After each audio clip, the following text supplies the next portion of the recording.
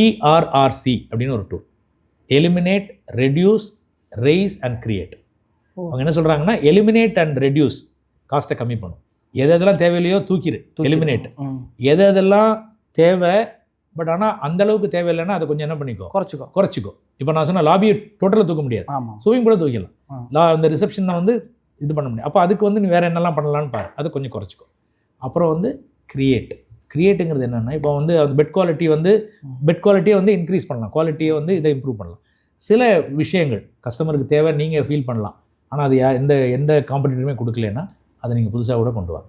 So இது ரெண்டையும் செய்கிறதன் மூலமாக காஸ்ட்டும் குறையும், வேல்யூ ஃபார் த கஸ்டமரும் இன்க்ரீஸ் ஆகும். இது நடக்கும்போது நிறைய கஸ்டமர்ஸ் உங்களுக்கு வருவாங்க. இதில் இன்னொரு ஃப்ரேம் ஒர்க்கு ப்ளூ ஓஷனில் பார்த்தீங்கன்னா, கஸ்டமர் டு நான் கஸ்டமர் முடியும். அதாவது கஸ்டமருங்கிறது இப்போ உங்களோட கஸ்டமர் இருக்காங்க இல்லையா, இப்போது நான் கஸ்டமர்னால் உங்கள்கிட்ட வராதவங்க இருக்காங்கல்ல, அவங்கள எப்படி உள்ளே கொண்டு வர வைக்க வேண்டியது அப்படின்னு யோசிக்க வேண்டிய கடமை உங்களுக்கு இருக்குது.